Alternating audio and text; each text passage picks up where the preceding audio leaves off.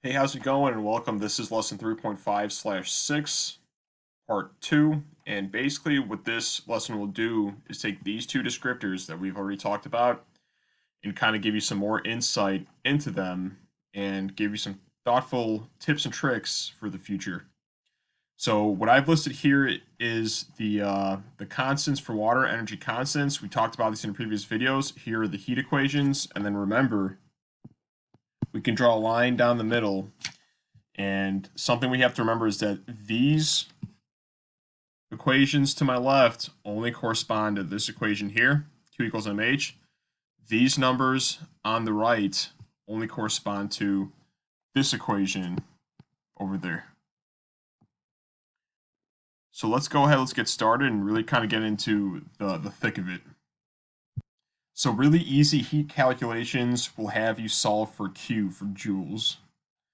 But in an advanced matter, sometimes they have you solve for mass, for the heat constant itself, or sometimes they actually have you solve for delta T, change in temp. So what I want to show you today is how you can take these basic equations, do some algebraic manipulations, and come up with equations that expand from this base equation here. So we'll first get started here on Q equals mH.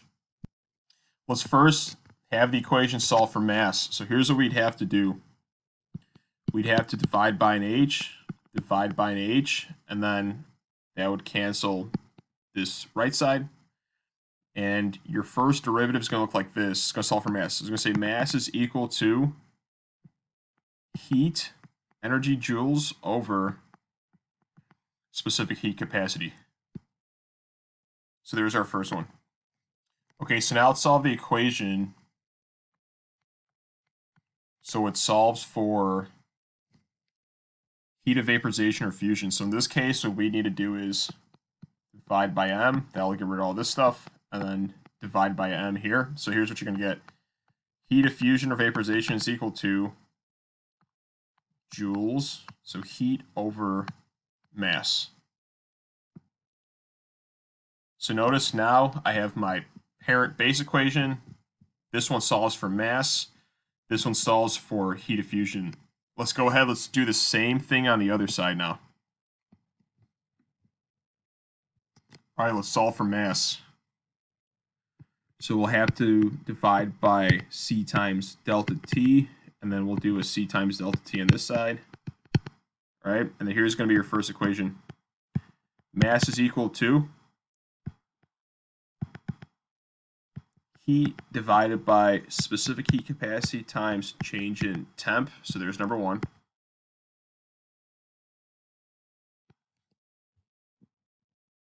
The next equation will solve for specific heat capacity for C. So let's go ahead, let's do that. So here's 2. This one's going to solve for C. Let's figure out how to do that. So what we're going to have to do is divide by m times delta T on both sides. So here's what this one's going to say. C is equal to Q over m times delta T. So that one solves for specific heat capacity.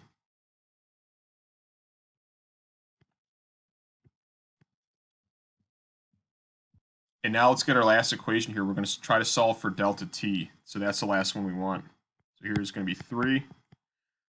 This one's going to solve for delta T. So what do we have to do that? Divide by mass, divide by C, divide by mass, and C. So Q is going to Q is going to be over mass times specific heat capacity.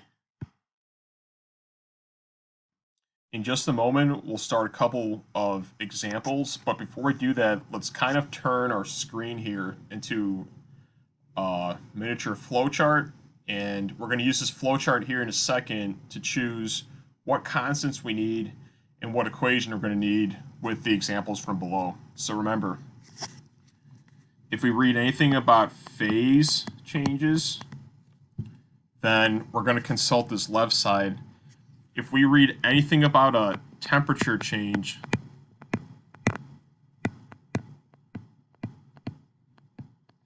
we're going to consult this right side and figure out what we need. Let's scroll down. Let's read the first problem here. So here's what it says. A 100 milliliter cup of hot 100-degree coffee is allowed to cool on a countertop. If the cup of coffee loses 1,000 joules of energy, calculate its final temperature. So this is kind of tricky in that they've given us Q already. So that's what this 1,000 joules means. They've given us the mass of the cup. Remember, coffee is almost water, so 1 centimeter cubed, or 1 milliliter, I should say, is equal to 1 gram. So really, this 100 milliliters is the same thing as saying 100 grams. So they gave us mass, they gave us Q. And now let's see what else we can find. So I see it says 100 degrees here. And they say that the cup of coffee cools from this temperature. So this is actually going to be our temperature initial, okay? And they say that here we're looking for final temperature. So this is what we're trying to figure out. We don't know what that is. Notice that they didn't give us the difference. There's no change in temp. They gave us two components, temperature initial and temperature final, right? So now what I want to do is this. Scroll back up and kind of look at the equations I have to use and pick which one I want. Am I looking for heat? No. Am I looking for mass? No. Am I looking for specific heat capacity? Nope. So guess what equation we're going to copy down? We're going to use this guy right here. Delta T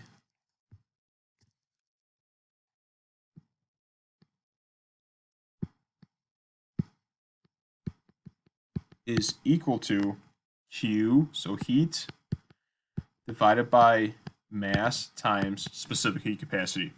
So let's see if we can fill in some of these variables and start using our calculator to solve some things. Okay, so did they give us Q? They did. It's located here, but notice that it says we lose 1,000 joules. So guess what that does to the number? It actually turns it negative. So we're going to have to write down negative 1,000 here. Did they give us mass? Yeah, we have 100 grams. So we're going to erase this M. We're going to put the 100 grams there. And do we have C? Well, it's not going to be found in here. I have to reference that list from the top, this table. And I'm dealing with a liquid. And it's almost liquid water, so we're going to go with 4.18.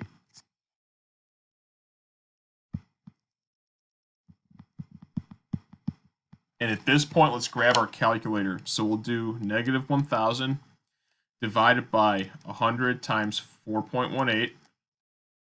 And make sure you multiply this bottom out first, then divide it by the 1,000 by that number. Here's what I come up with. So I'm going to erase this and put the sum.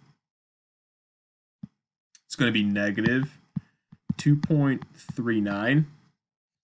And you say, man, we're done. It's awesome. Well, guess what? We're not solving for delta T. Remember, we're solving for temperature final.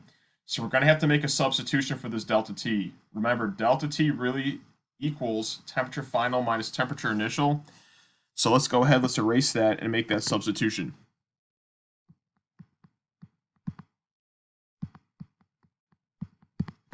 And can we substitute in for any of these so far? I can't do it for temperature final, but guess what? I have temperature initial here at the top. So I can erase this and I can pencil in 100. So to solve for temperature final, all you need to do is now add 100 to each side. We'll take our calculator. We'll do the math. So 100 minus 2.39. What this gives us is 97.61 degrees Celsius. And that, ladies and gentlemen, will be our final answer. Let's go ahead and do the final problem here. So here's what this one says.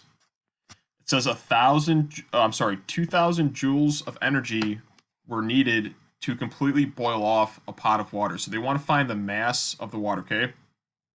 So notice there's a really key word here. We see the word boil, and when I read the word boil, as I look at the top, I definitely start thinking of phase changes.